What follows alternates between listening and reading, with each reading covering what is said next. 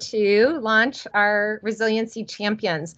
This is our final day with a focus on time management. So many of you have tuned in over the last several sessions, and we've been making our way through 12 different time management strategies with the idea that each session you might find one thing that you wanted to try, kind of pilot or experiment with that for a couple of weeks, decide whether it works for you, and get exposed to another set. So hopefully this is going to be a sifting down process for you as we present the final 4 of the 12 time management strategies that have been proven to be effective. We know that this is very personal and different strategies work across different people. So you really have to just have a lot of self-awareness about what does and does not work for you, and then have the courage and drive to experiment a little bit with new ideas and approaches and evaluate and see what works best for you. So Tracy is going to be co-presenting with me today. You guys know that Tracy is very, very growth-minded individual who strives for excellence, as so many of us do at JC Hart Company. And she has a lot of experience and ideas around time management strategies that work. So of the 4 that we're going to present to you today, Tracy will present 2 of them and I'll present 2 of them. And as always, after we go through them, you'll do a little exercise and then you'll give it a thumbs up or a thumbs down for you. So it's not a comment on the strategy per se, it's just whether or not you think it might work for you. And at the end of today, our hope and desire for you is that you'll pick one strategy that you want to experiment with over the next 2 weeks, and you will work through or sift through the process of finding one thing that you can do better in terms of adopting a strategy for your time management. So without further ado, let's pop the slides up. And the workbook that we have has been additive, so you should now have, starting here at page 31, the techniques and tools that we'll be reviewing today. If for some reason you don't have the 30 slides that come before this, we'll make sure at the end of the day that you know how to access those. And I see Tracy's on, so here we go. Okay, you want to go ahead and advance, Tracy? I thought this was a great quote. We've been really visiting and considering or reflecting on the fact that we are in control of our time.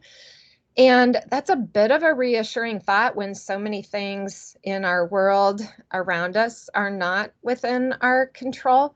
And so the thing that I really want to encourage us all to think about today is, where do we have control? And time is one of those things.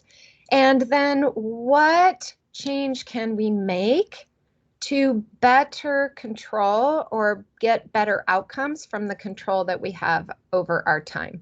So the quote is from Charles Ruig, and it says, "If you believe you can change, if you make it a habit, the change becomes real." So this is really about habit building.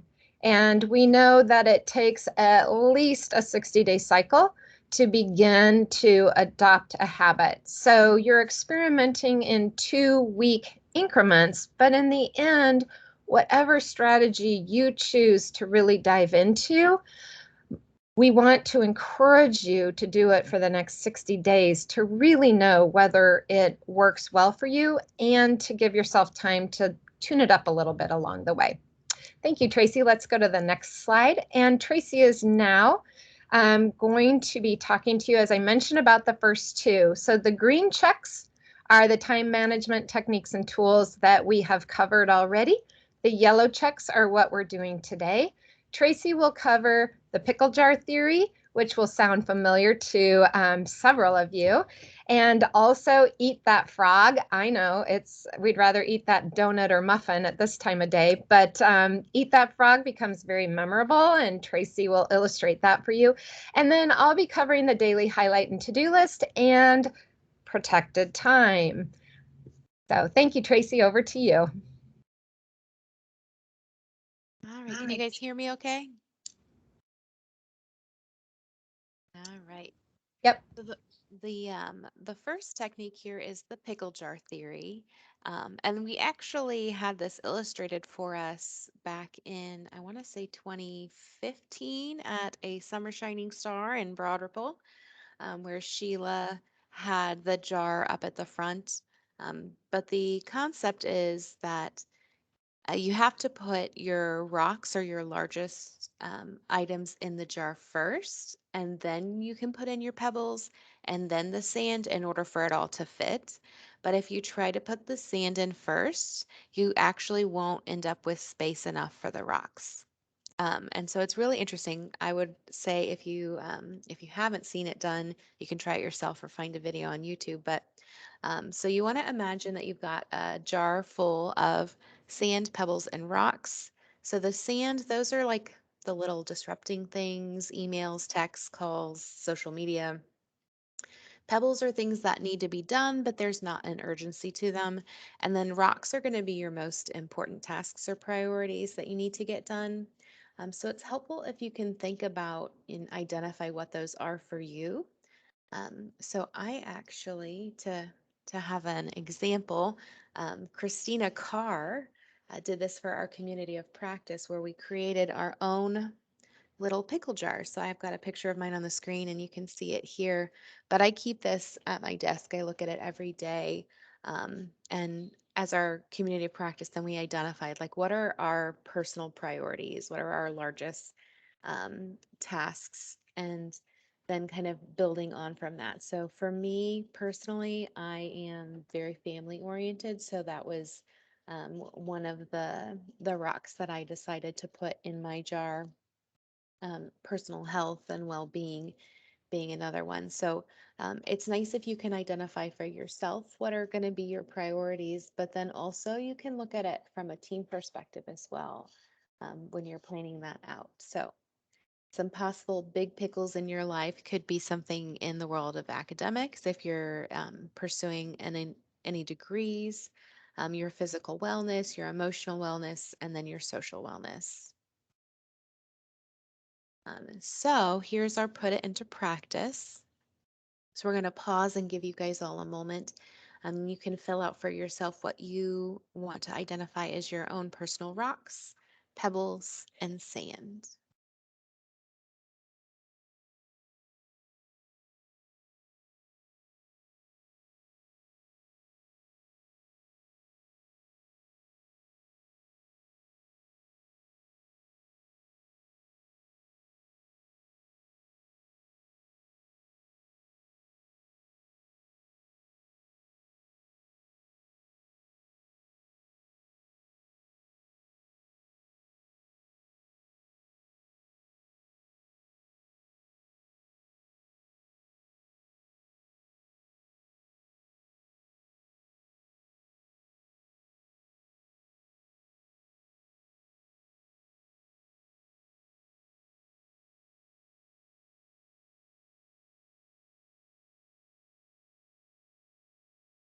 All right, I'm going to ask if anybody is brave enough. Can somebody pretty please unmic and identify maybe a rock or two that you've put on your list?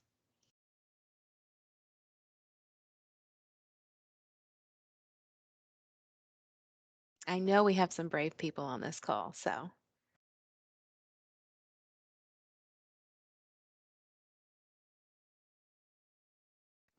Hi, Tracy. It's Betsy. I would definitely say family is one of my important rocks too. I'm definitely family oriented. So family would definitely be one of my rocks. Thank you, Betsy. Anybody else?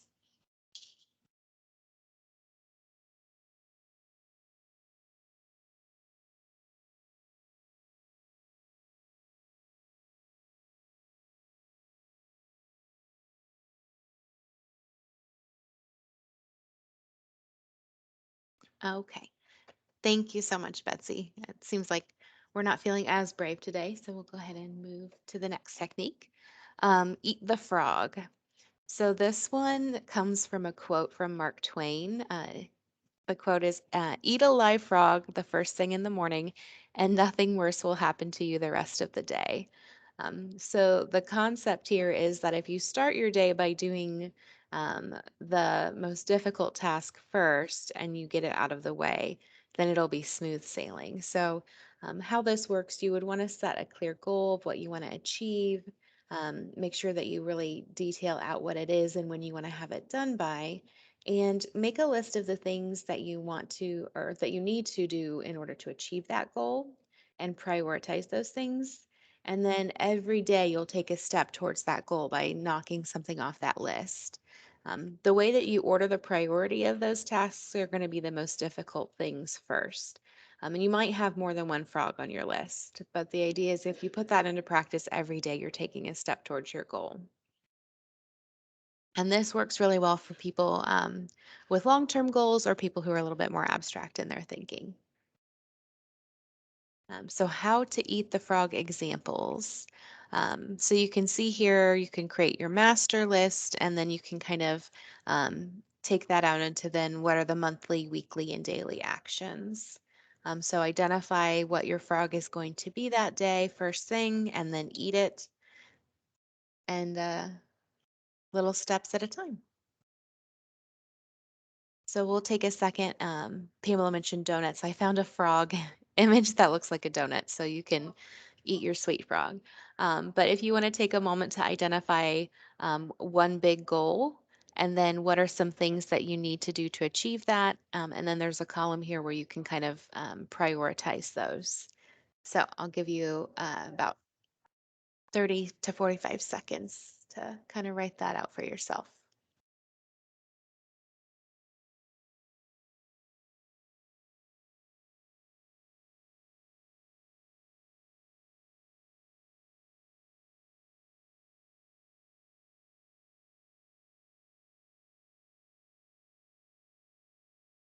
Oh, I see Charlotte put in the comments. Yes, we were in the same COP that we did the pickle jar, and it looks like you showed yours to Jesse just yesterday. That's funny.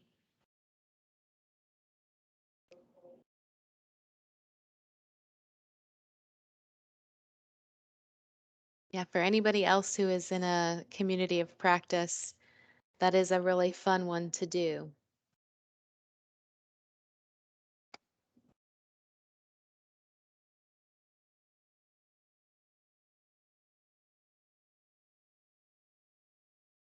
Okay.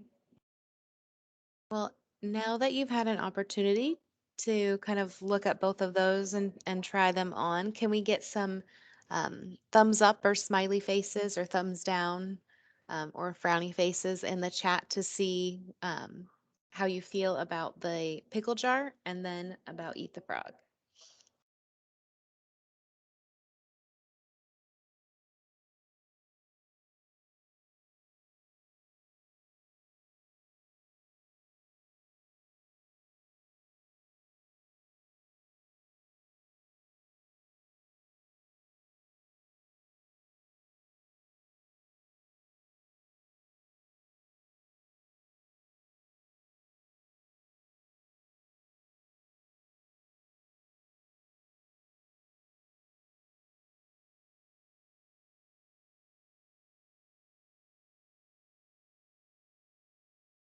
All right, and I feel like a news anchor, but back to you, Pamela. Tracy, let's see how people feel about Eat the Frog real quick.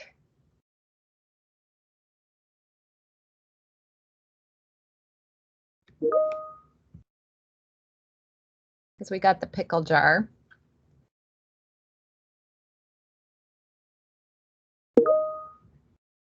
There is a book out there called Eat the Frog.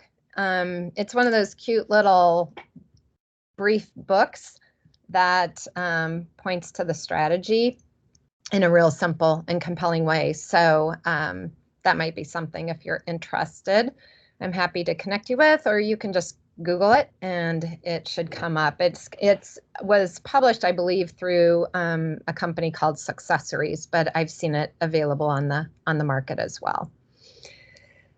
Okay, so Eat the Frog may not be quite as popular, but it's always good to just move that task up that you're dreading most in your day and getting that off your schedule. I'm going to go to technique 11 because this is, I think, a different way to look at eating the frog. So that's, all about what's the thing that I'm kind of dreading. Let me move it up, knock that out first so I don't put emotional energy into it. This is a strategy whereby you think about what you want to highlight, kind of like shine a light on what is right, and pair that then with your to-do list. So I'm going to talk about kind of the two elements of this, the daily highlight and the to-do list, and then I'll show you a couple of examples of how I use this strategy. So this is another productivity hack in a sense, and it's to really figure out what's the one thing you want to make sure you work on each day. And in that, you're thinking about what you really want to accomplish, what's most important. And good questions or lines of questions for that are things like, what would your future self want to work on today? So, if you put yourself out in the future, it tends to help us sort through what matters most or what could matter most. And there's a book called Make Time, and they suggest to say, ask yourself, what do I want my highlight of the day to be? So this is a real positive focus. It's very energizing. And if you're struggling to find an answer to that question on any given day, you can think about what would give you the most satisfaction, what would bring joy, a little bit of like Marie Kondo meets time management there, or what's the most urgent thing that needs to get done. So let's go to the next slide. And this is, kind of in that just right space as that illustration showed. You're not in the granular tasks and you're not in the big, big goals that take multiple steps. You're kind of in that space that says, here's one thing I can highlight. Benefits of it you see on the right here, and it's things like you're going to have a greater focus on getting that thing done. You'll have better energy because it's like, wow, this will be the highlight of my day. So maybe you've been thinking for days and days about something you need to get done and you decide to elevate it to the highlight, understanding that like it will help drive into something that's future oriented and you'll feel really good about it. And then it can create a habit that sticks as well. So I gave you an example to the left here of kind of a process for that, and we will adopt that process, but it's really saying, what do I want the highlight of my day to be? So think urgency, think joy, think satisfaction. And then there's kind of like the nice to do things. And so this is an example that I pulled out of the literature. So it's not really personalized to us, but in a few minutes, I'll share my personal example of a portion of this. So, what are the other things that would be nice to do? And then what I encourage is identify which of those are also priorities for the day. And then you've got your parking lot. What's other stuff that's on my mind? And you just kind of parking lot dump that so that you capture it somewhere, but it's not interfering with getting things done. Now, how do we combine the daily highlight with the to-do list? These are two things that I use. Personally, I have the top 6 card, and I also use an app called Commit to 3. I love the Commit to 3 app. So if you are, tech savvy and you love to get the stuff in your phone and not on a piece of paper, Commit to 3 can be a great app for doing that. And you can even screenshot it and send it out to your team or your accountability partners each day and say, Yes, I got this done. So I'm sharing with you my commit to 3 screen from today. Resiliency Champions is my highlight. That's why I have it, the 3 asterisks or 3 stars there. That's the highlight today. I love doing this, and I just always feel good that we're getting things to you guys that can be really beneficial and life enhancing. And then I also need to work through the 30, 60, 90 onboarding tool. And I have a meeting with Carly later on today, and we're going to just make sure that we get that honed in. And then I also will be preparing the supergroup agenda because, as many of you know, that's next week, the week after next week. That's 2 weeks out. So that's my commit to 3. You check those off and it gives you a banner that says congratulations, and you can just work through that each day.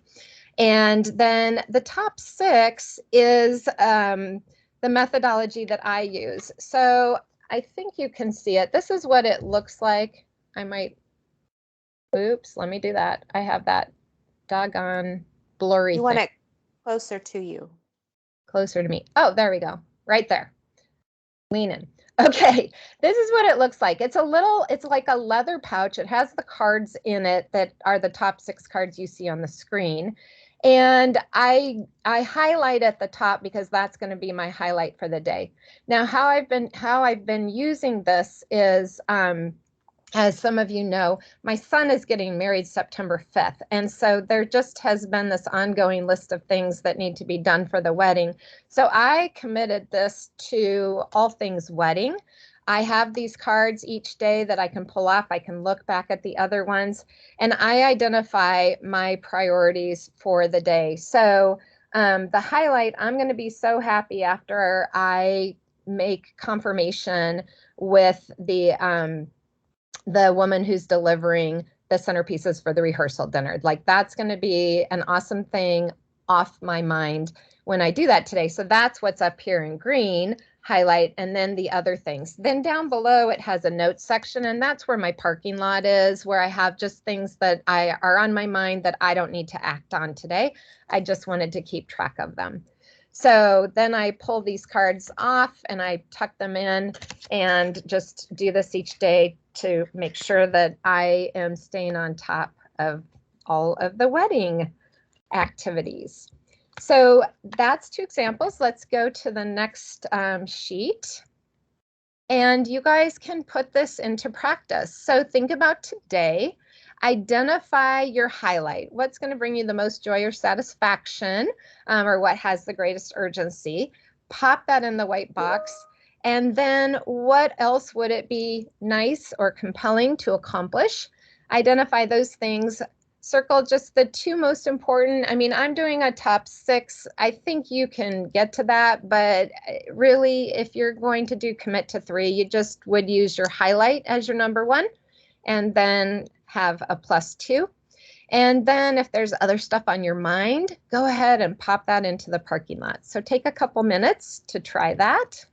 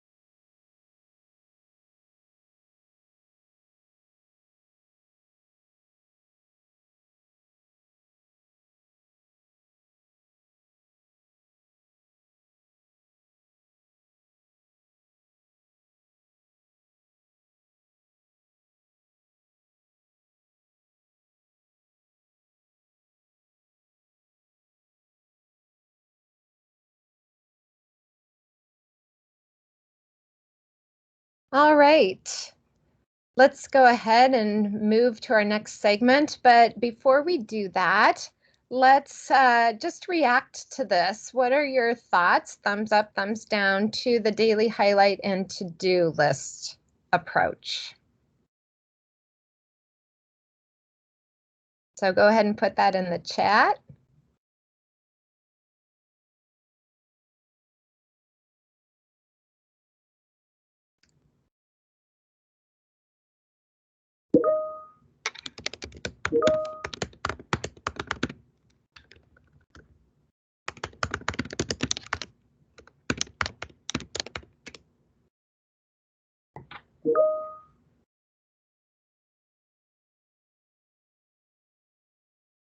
Okay, looks like that's resonating with some of you.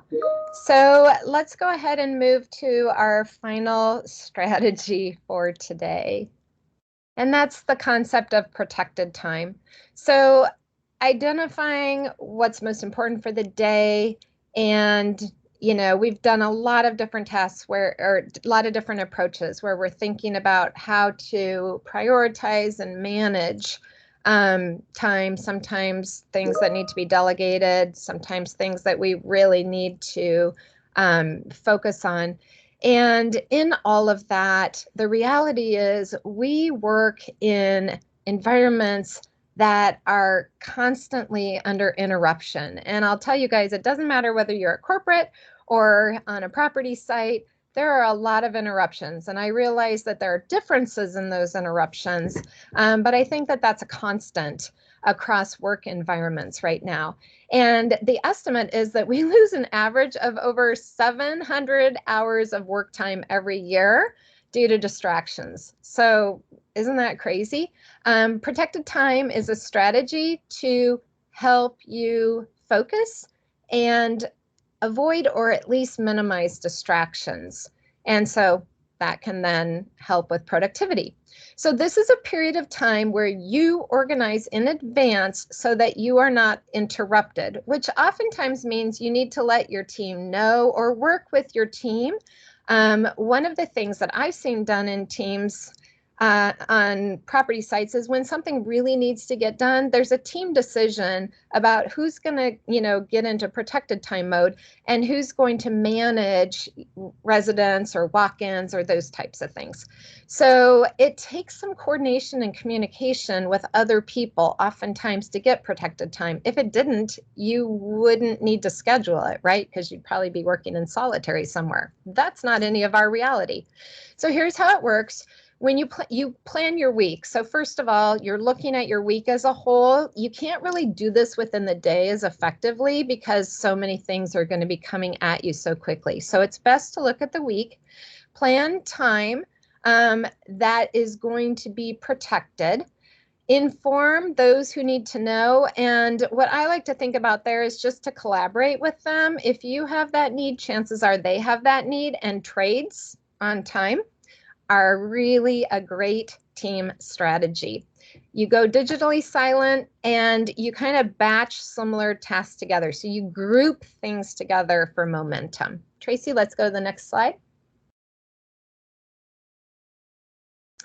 So here are just the basics of that. Plan and schedule your protected time. Make sure that it's distraction free, which means distraction from people, and then look at your environment and make sure that you jump in front of distractions. So in order to focus, email is the biggest culprit.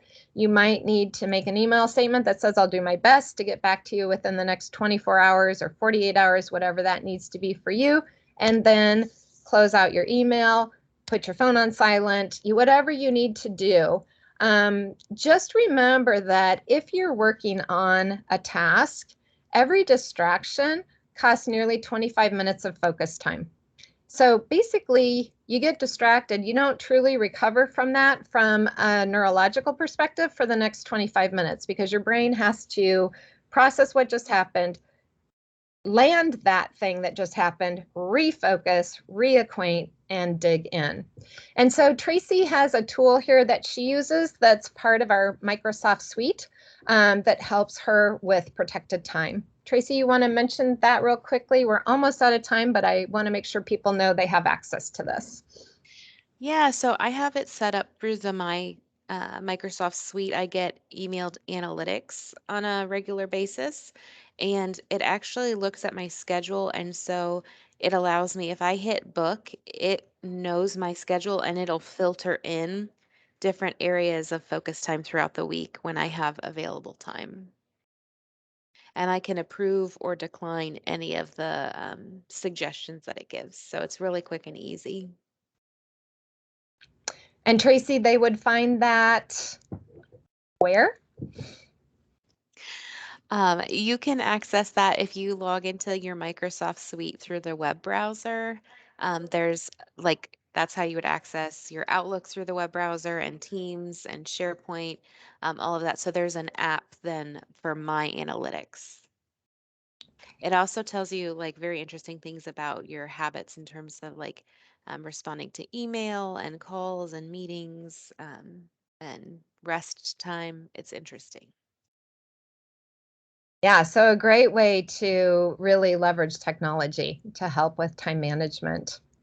Okay, so the last slide here is, and thank you, Tracy, for that. Hopefully, you guys can explore um, these uses of technology to help with your time management. So the last thing here is putting it into practice for protected time. And what we've done is we've just created the steps. What tasks do you have that need uninterrupted time? Not everything we do needs to be uninterrupted. So identify a task or tasks. What can you batch together? In other words, is there a way that working on, task A also creates opportunity to knock tasks C and task F off your list? So you batch those together or group them together. When during the week will you schedule? What needs to get done first? Who needs to know? And what do you need to do to make sure you are in a distraction-free environment? So we'll challenge you to work through this list beyond our time today. But hopefully protected time is something that you will want to invest in as well. And again, these strategies can be combined.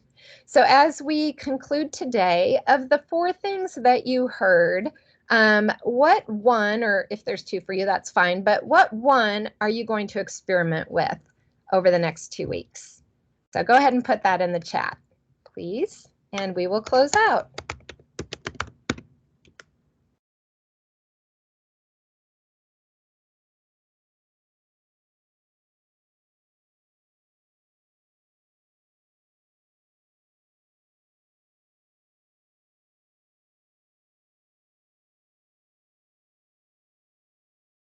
Tracy, do you want to put it back to that checklist so they can see the ones that we talked about? So try to commit to something, you guys. Just what's one thing that you're going to experiment with or give a try?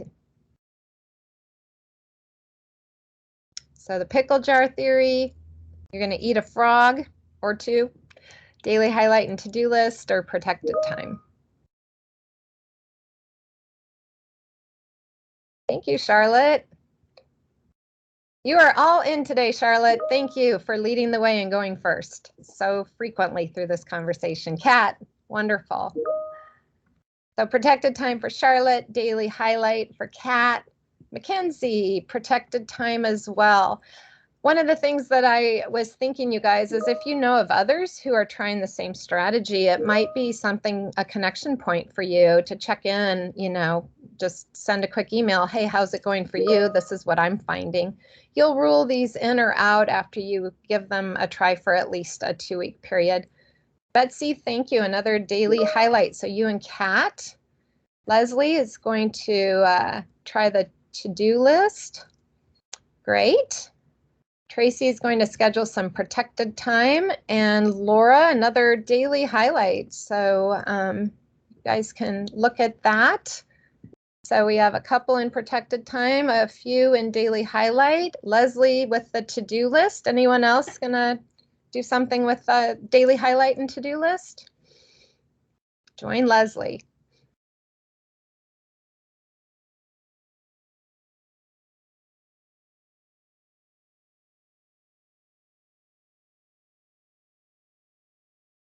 All right. Looks like that's the accountability and commitments that we want to make today. Thank you, you guys, for tuning in.